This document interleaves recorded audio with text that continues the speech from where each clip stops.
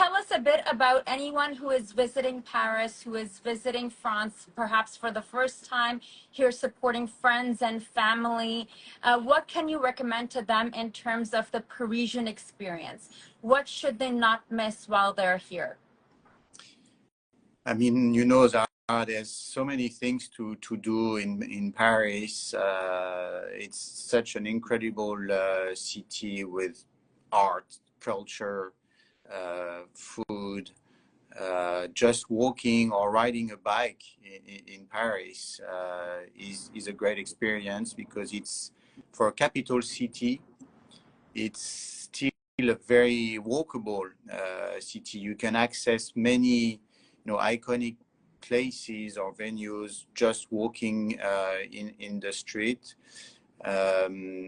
One of my personal favorite is we were living in the 6th district near the Jardin du Luxembourg. I'm sure you're familiar with this place, which is a beautiful garden right in the core of Paris, and we were just walking in the 6th district to Jardin du Luxembourg. There are a few tennis courts, so if you're in tennis, you can try and hit the ball as well. Lovely museum as well. Then you reach the Place Saint-Sulpice with a beautiful church, fountain, and you can just wander around those historic lanes and streets in Paris. Lots of amazing shopping opportunities. Le Bon Marché, also one of the iconic department store in Paris, a few minutes away. So the list is endless. Exactly. I feel like whenever someone reaches out to me because they know I lived in Paris, I have a love affair with France, people ask me, give me a list of things to do. And I always say, you know what? You should not have an itinerary. You should just walk everywhere. Don't jump in one of those buses, walk or take the metro or take a bike, but get lost in Paris. There's so much to see here. How do you believe Paris's iconic landmarks and be integrated into the Olympic experience? No, thanks for asking this one. It's I think one of the feature that was put forward by the organizing committee is to put the games into the city, and one way of doing it is, of course, to bring the fans in these amazing venues. So, for instance, the Eiffel Tower will have beach volley. The cycling and the marathon is going to end near the Invalid Church, beautiful museum with this golden top, 17th century building, used to be a hospital, and it's an amazing place, actually very close to the Ministry of Foreign Affairs, which is not going to be open, but still you can walk by. Exhibitions will be displayed there. Of course, Versailles, for the horse riding competition. I think this one is going to be amazing because of the venue, of the location, because of the combination of both the athleticism. Horse riding is, of course, always amazing, and the venue itself will be completely incredible. So I think that's really part of the identity of the game, to be able to welcome everyone downtown in Place de la Concorde, Trocadero, I mean, you name it. All these iconic places, they are on the list. Amazing. And I've seen that the Paris mayor Hidalgo, she went for a swim in the Seine, and I've been watching all the Paris 2024 official Instagram page content, as well as the prefecture police content. So much excitement in the city. Certainly watching all the content coming here into Paris really, got my blood going. I'm just so ready to be here. What an iconic time to be in Paris, France. I know your time is really valuable, so we're just going to get to a few more questions before we let you go. And you just tell me when you have to run off.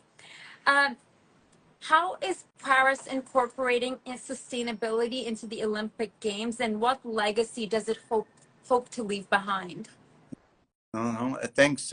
Great question as well. I think it is also an essential element of the roadmap that President Macron sort of set for the games. Paris was the place where the Paris Agreement on climate change was finalized and negotiated in 2015. So it was important as well for us to be able to sort of live up to this commitment and to organize games which are 100% aligned on the Paris Agreement commitment. So just to give you a few illustrations, 100% of the venues will run on renewable energy, lots of bike lanes, lots of sites accessible by bike. I think the idea is to have these games, the first one, which are totally accessible by bike. A strong emphasis on the limitation of plastic use. I think the target is to halve by 50% the use of plastic. The podiums are made entirely with reusable and recycled plastic.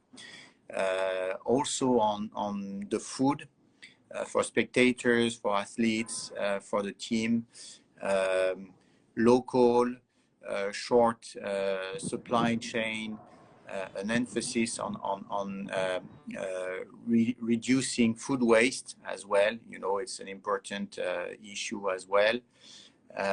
So really also a commitment to make those games greener. I love that.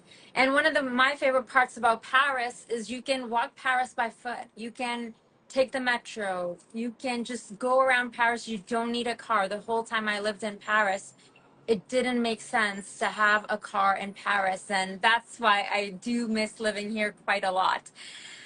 Can you share, Consul General, a few key French phrases that visitors may be able to use who don't know how to speak French?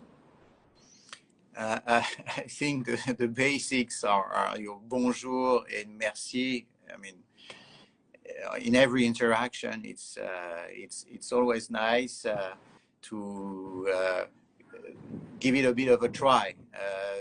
Nobody will sort of tell you, oh no, that's not the way to say it. People will be happy to see that you're making an effort. I encourage everyone to try and say a few words. The usual thing is when it comes about food, the baguette, the croissant, then où est la station de métro la plus proche? Where is the closest metro station? Those are some of the most useful phrases. And of course, if you want to make a few friends, you say "Allez la France," go Team France. Allez la France, vive la France. Exactement. Amazing. Well, we love that. Thank you so much for your time. Before I do let you go, is there something that you would like to share with my audience? You know, folks who are joining in right now, but a lot of individuals will get a chance to watch this later on my social media feeds. Something that you would like to share with them about Paris Summer Olympics 2024. But I mean, thank you, Zara, for allowing us to connect with a large audience and followers following you. So that's one. Really grateful for the attention that we are able to get, and simply go there, enjoy, make friends, be together with people from across the world, mingle, and share those emotions, which are what we need currently. I think these are the positive emotions that will make a difference for everyone. So thanks again. Enjoy your stay. I'm sure you're going to have a great time. I wish all the best to the Canadian team as well. And profitez bien de votre séjour à Paris. Merci beaucoup. Merci beaucoup. Merci, Nicolas. Thank you so much for your time, for making time for me over here today. I know you have a very busy schedule, and we're beyond honored to have you join us. And we're looking forward to doing some more in-person interviews once I return to Vancouver.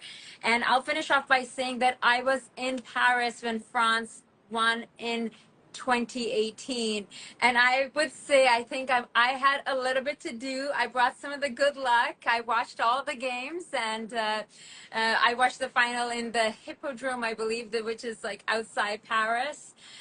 Tomorrow I'm hoping to go to check out the opening ceremony at Parc Monceau, because they will be doing live streams over there to be with the crowd. Just, you know, all the top performers from around the world have come down to Paris. So there's rumors of Lady Gaga, Celine Dion, all these. There are no confirmations yet.